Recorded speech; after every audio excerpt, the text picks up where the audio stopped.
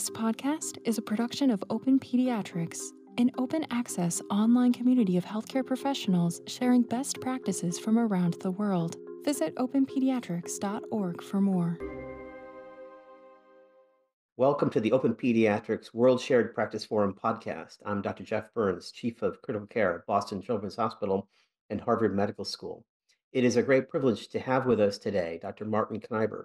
Dr. Kneyber is the Chief of the Division of Pediatric Critical Care Medicine at the Beatrix Children's Hospital, University Medical Center in Groningen, the Netherlands. Martin, welcome. Thank you, Jeff. It's an honor to be on this podium. Thank you. Martin, when you and I last spoke, it was in November of 2021. And at that time, you took us through really, as you had written in a recent editorial at that time, the physiology of mechanical ventilation and gave us your insights. In the intervening time, as you know, in February of 2023, in the journal Pediatric Critical Care Medicine, Kamani and Associates published the executive summary of the second international guidelines for the diagnosis and management of pediatric acute respiratory distress syndrome, or what is widely known as the PALICC-2 guidelines. And we thought it would be very interesting to have you back and talk with you about how you implement the PALICC-2 guidelines in your daily practice at your ICU at the Beatrix Children's Hospital in the Netherlands. Mm-hmm. And I'm wondering if we could begin with how you think about the use of PEEP. And as you know, in the guidelines, they cite really one of the seminal studies in pediatric critical care on PEEP. And that, again, was by Robbie Kamani and published in the Blue Journal in 2018, where Robbie and colleagues demonstrated that a PEEP lower than the ARDS network protocol is associated with higher pediatric mortality. And that was really one of the guiding studies, I think, probably for the new recommendations.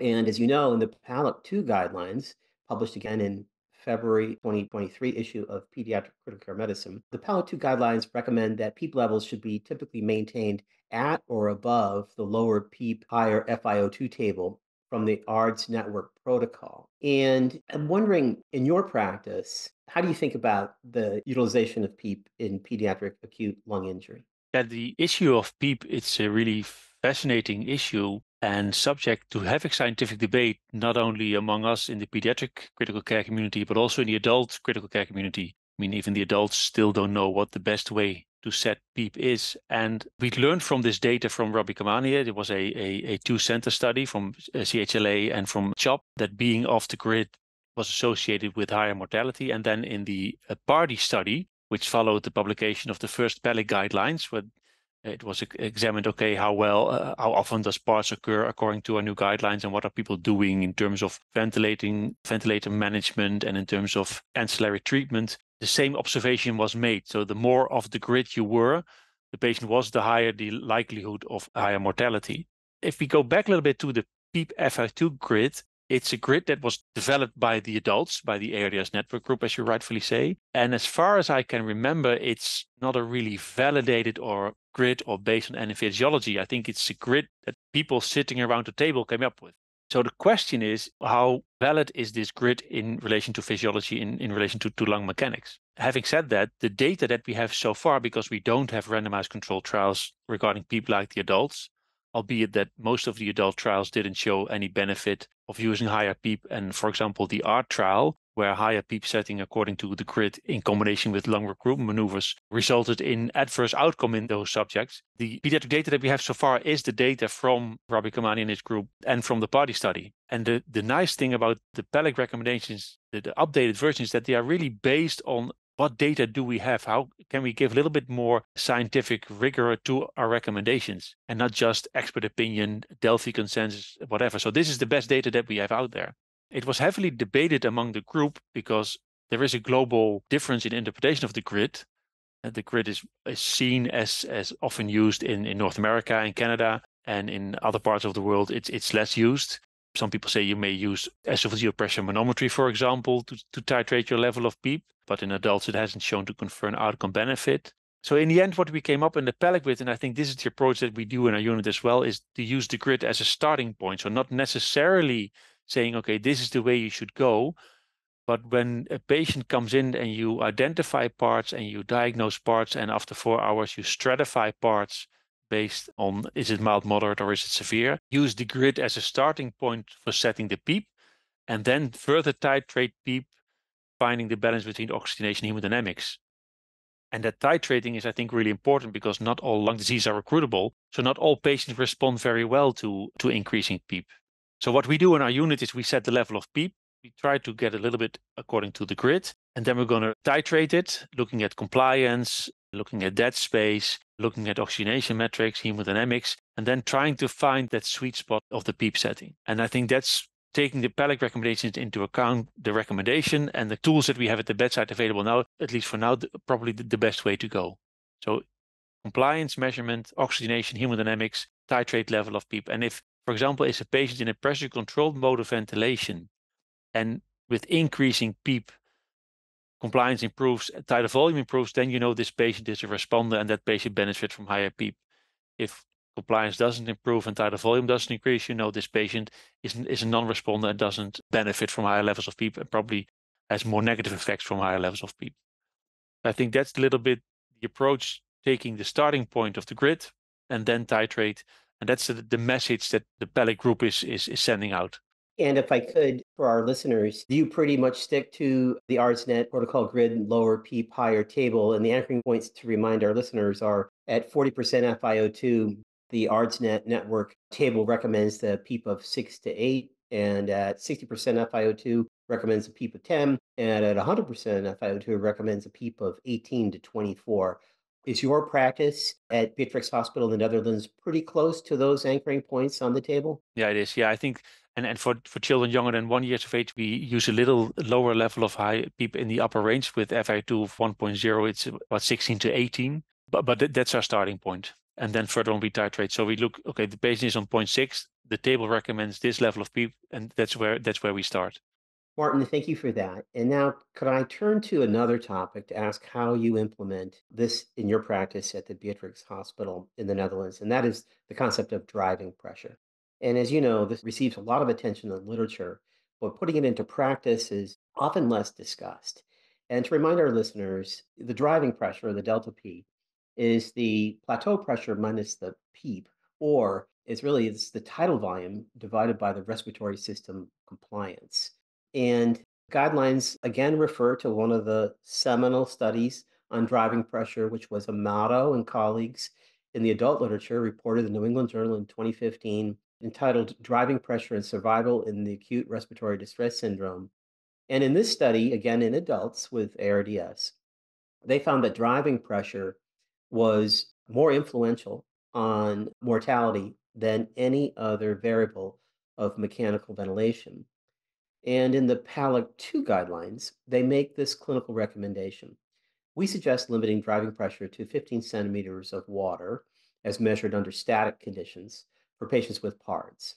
And they further state that the tidal volumes should be reduced below 6 mLs per kilo if necessary in order to stay within that driving pressure limit. And indeed, the tidal volumes, according to the PALICC-2 recommendations, can be decreased to as low as 4 mLs per kilo, used with caution, if necessary, to stay within the recommended driving pressure of 15 centimeters of water or less.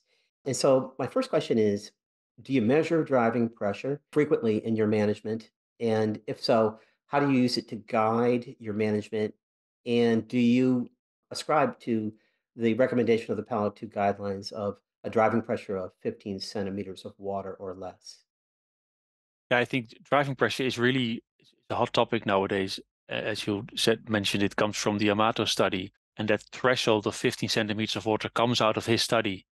So this is a pooled analysis of data from adults randomized to tidal volume trials with ARDS, and from this sophisticated statistical analysis, this threshold value became apparent.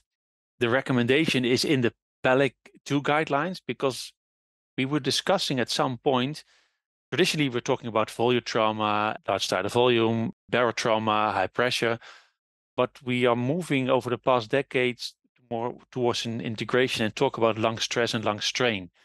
And stress is the transpulmonary pressure, and lung strain is the change in volume over its resting volume, which would be in our case tidal volume over the amount of inflatable lung volume. And stress and strain are very much linked.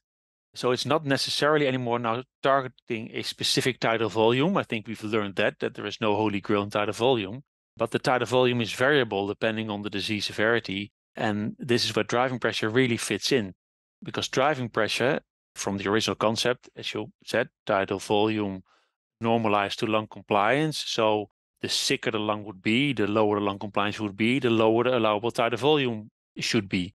And you can calculate this at the bedside, but the number from driving pressure helps you a little bit in titrating the individual tidal volume in your patient. In PEDS, we don't have a sophisticated analysis like Amato has done, just because we don't have randomized controlled trials regarding tidal volume. We have observational data from our group, amongst others, where we measured driving pressure under static conditions in a lot of children, about 300 children, and we found a similar threshold of about 15 centimeters of water associated with ventilator-free days. There are some other studies where they calculated driving pressure by the peak inspiratory pressure minus PEEP, but then you have the resistive component of your ventilation playing a role, and then you don't get a true estimate of the driving pressure. So it's really important to always measure it under static conditions. So with these Amato data and our findings from our observational study, we do look at the driving pressure in our patients. We've instructed the nursing team, we've instructed the whole bedside team of doing a manual inspiratory hold on the ventilator, because we mainly use pressure-controlled ventilation. So you press the button, the ventilator does an inspiratory hold, and then you can get an idea of what the plateau pressure is. Either it's displayed numerically on your ventilator, or you can look at on the flow, on the pressure time scaler, so that you can calculate the difference between the plateau pressure and the PEEP. And we use it to say, okay, this patient is doing pretty okay, has a tidal volume of 7 ml per kg ideal body weight, but the driving pressure is below 15, so we're happy with 7. This patient has very bad lungs. We give a tidal volume of 6, but the driving pressure is 17, so we need to go down on our tidal volume, on our pressure, to get the driving pressure below 15 centimeters of water. Of course, we still need to establish if driving pressure is a true driver of severity or just a marker of severity. And we do need to have randomized controlled trials exploring if a driving pressure guided strategy really do improve the outcomes of our patient. And that's why, well, in the end, we need to move to platform trials where we can combine several factors, because they are so much linked. Because what we also know, and that's a little bit related to the previous discussion about the PEEP, we have a PEEP phobia in the pediatric intensive care unit. So if we want to limit our driving pressure, we should not only look at the tidal volume, but we should also look at increasing our levels of PEEP to limit the driving pressure. But if you want to implement this at the bedside, and I think I would really recommend to do so, it's all about education. And as I said, experience in our team, we instructed the team, we instructed the bedside team, this is how you do it. And then we can measure the value to titrate our ventilation. Martin, that's so helpful. Could I take you through the actual steps of measuring it? In our world, as you well know, most patients are ventilated, as you noted, with time cycle pressure limited modes of ventilation. And so typically what I tell our therapists is, all right, if we're going to measure driving pressure accurately, and you noted this, I suggest to them, you got to flip to the volume control mode, hold inspiratory pressure, inspiratory pressure hold, and wait for the decay from peak to plateau to eliminate the resistive component from the measurement, as you noted, and then measure plateau to PEEP. Is that the way you do it?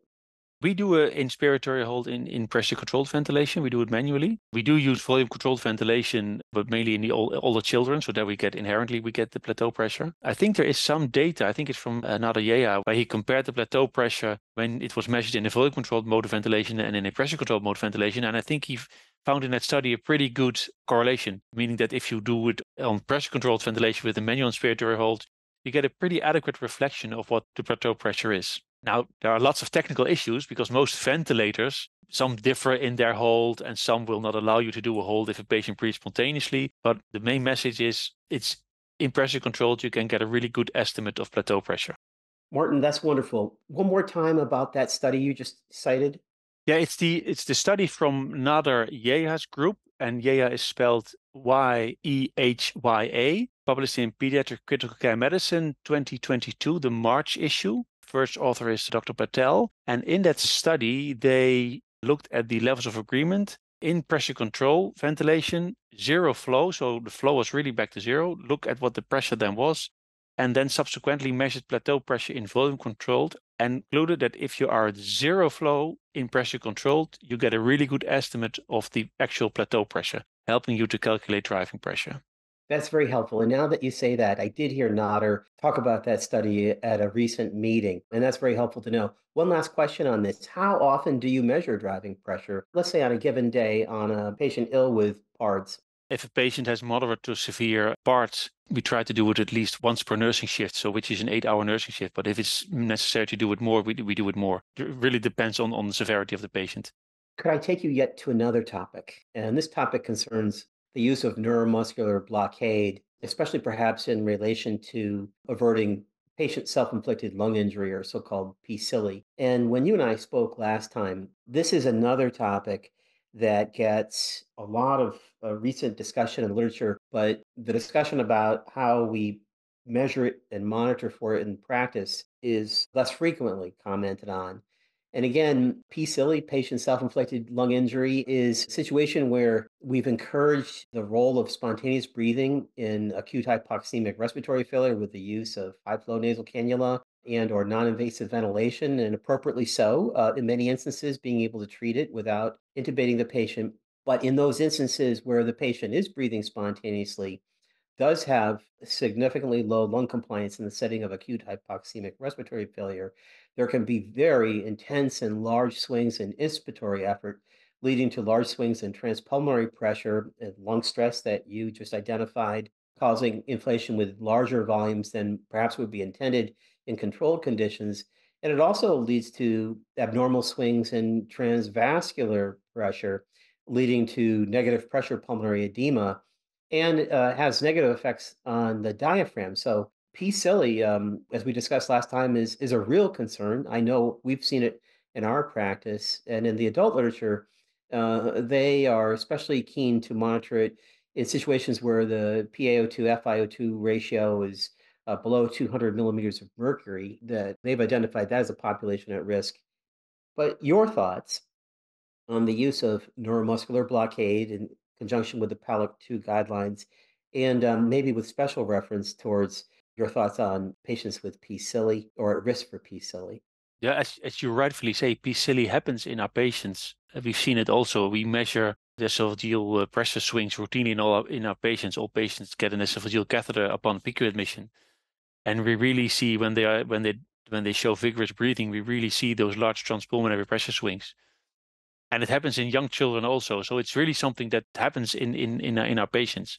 Now, originally, everybody thought, okay, you have to let the patient breathe spontaneously. We know it from physiology studies from the 70s, Allison Freeze, and it's good for ventilation perfusion, distribution, and for a more equal distribution of tidal volume. But it's really clear that if you have quite bad lung disease, then probably it's not the way to go to keep on breathing spontaneously. And the enthusiasm for neuromuscular blockade was really high when the first adult trial came out, the CureSys trial from Claude Guérin in New England, where they observed that adults with moderate to severe ARDS, at PF below 150, randomized neuromuscular blockade for 48 hours had better outcomes. And then subsequently, this enthusiasm was dampened because the ROSE trial, which comes from America and Canada, tried to confirm the findings of the CureSys trial, and they didn't find any benefit of continuous neuromuscular blockade.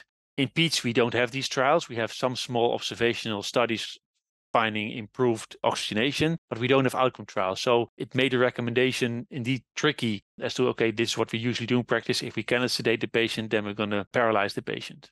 While I'm a big advocate for spontaneous breathing, we've really implemented in our unit, okay, if you have bad lung disease, you're not allowed to breathe spontaneous, and we're going to use continuous neuromuscular blockade. And we use it for 48 hours, and if necessary, we prolong its use because we've really seen the detrimental effects of the vigorous breathing and the patient self-inflicted lung injury. Now, what we do need to do of course, we do need to do future studies if we can improve outcome, but in terms of monitoring, what we are not that good at is monitoring the depth of the neuromuscular blockade.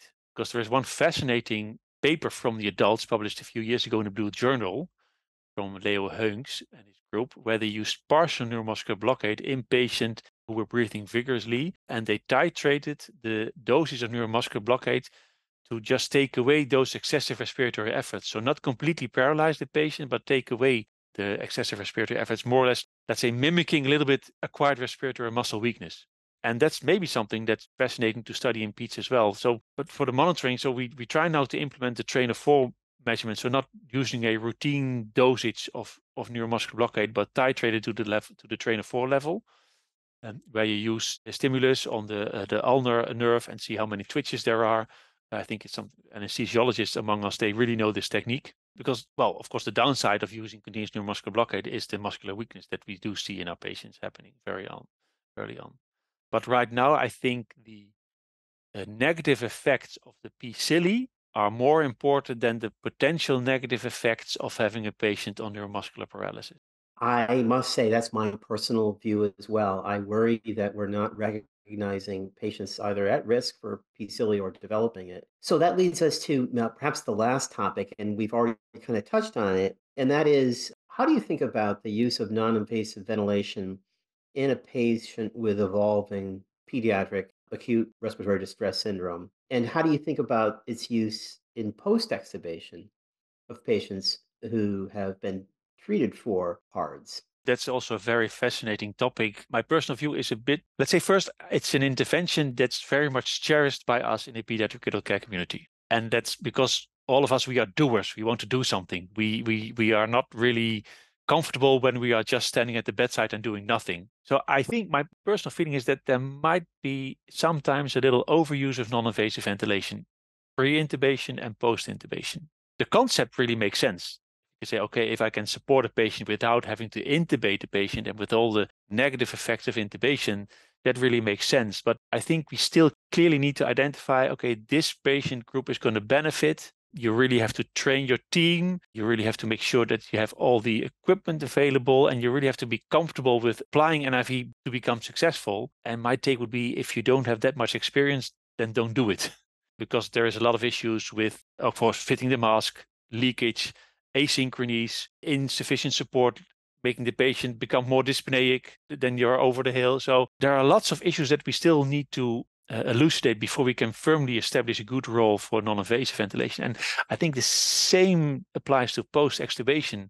Again, we are doers, so we want to do something. And I think for sure in a group of patients, it will be beneficial post-extubation, but I'm also convinced that in a substantial group, patients post-extubation don't need any kind of support. And of course, now we have the first ABC trial, which is the high flow comparing with nasal CPAP pre and post intubation, and show non-inferiority of high flow nasal cannula. But then again, the trial doesn't address the issue, do we really need to use it in all our patients? And what PALICC really states is you could consider it. So it's not really a very strict recommendation. Depends on where you are, what equipment you have, etc. available. But one of the most important notes from the PALICC-2 again is, if you are going to use it, make sure that you monitor your patient very closely and do not push the time limit. So if your patient doesn't improve within a few hours, then go for the next step and escalate, because otherwise the patient will experience negative effects of the non-invasive ventilation. I think that's pretty well put forward in the PALICC-2 recommendations. Well, I must say that your comments echo with our concerns in Boston, and that is that it's very seductive to use non-invasive ventilation in the evolving acute lung injury patient. And we always say, okay, we're going to use a time-limited trial so that we don't go too far. But despite doing a time-limited trial, the next thing you hear is, well, I think we've captured them. And now the next thing you know, they're on non-invasive much longer than we wanted. And then you're entering the territory of concern for P-SILI, as you noted. I must say, on the extubation side, my personal belief, for patients who have accumulated a great deal of extravascular lung water or are up on their total body water, I like utilizing non-invasive ventilation post-extubation for a period of time for the benefit of the transpulmonary pressure gradient on the ventricles and the LV in particular, and in a way to help maximize diuresis without having to rely completely on diuretics. I do lean a little bit that way, I'll have to confess. I agree with you. That's, for example, but then you have it, that's a specific indication for which you use it. And for example, if we have patient post-cardiac surgery where we think, well, the left ventricle might be a little bit, function might be a little bit impaired, we put them preemptively on nasal CPAP or full mask CPAP. And I think those are right indications. But we also must acknowledge there is use that people may think beforehand, well, probably this patient would be too weak. Let's start it anyway. And I think, well, as said earlier, it would really help if we can find some prediction rule or find some markers, whatever, clinical variables or whatever, to help us guide the decision-making when to use post-extubation NIV or not. Plus, and that's a topic that we really didn't address that much, but the discussion is also a little bit troubled because we call everything non-invasive ventilation, and there is a difference between CPAP and bilevel non-invasive ventilation. And that's something that troubles the discussion, but we really need to understand the two types of non-invasive that we are applying. Well, Martin, that has just been a terrific walkthrough of how you implement the PALICC-2 guidelines at the bedside. And again, for our listeners, PALICC-2 guidelines appeared in the February 2023 issue of Pediatric Critical Care Medicine, entitled The Executive Summary of the Second International Guidelines for the Diagnosis and Management of Pediatric Acute Respiratory Distress Syndrome. Martin Kneyber, Chief of the Division of Pediatric Critical Care Medicine at the Beatrix Children's Hospital, Groningen, the Netherlands, President of ASMIC, European Society of Pediatric and Neonatal Intensive Care. I thank you again for appearing on the Open Pediatrics podcast. On behalf of colleagues around the world, we salute all of your work and research on pediatric mechanical ventilation in the setting of especially acute lung injury. We all learn from you. I look forward to seeing you at the World Federation of Pediatric Intensive Care and Critical Care World Congress in Cancun on June 1st and 5th of this year, 2024. And I also look forward to seeing you in Rome the following week, June 11th through 14, for the annual meeting of the European Society of Pediatric and Neonatal Intensive Care. So thank you for being with us again today. Thank you very much. And it was a great honor for being with you. Thank you very much. This has been a production of Open Pediatrics. You can find the resources and journal articles referenced in this podcast in the description. We have more podcasts like this one available everywhere you get your podcasts. Visit openpediatrics.org for more information.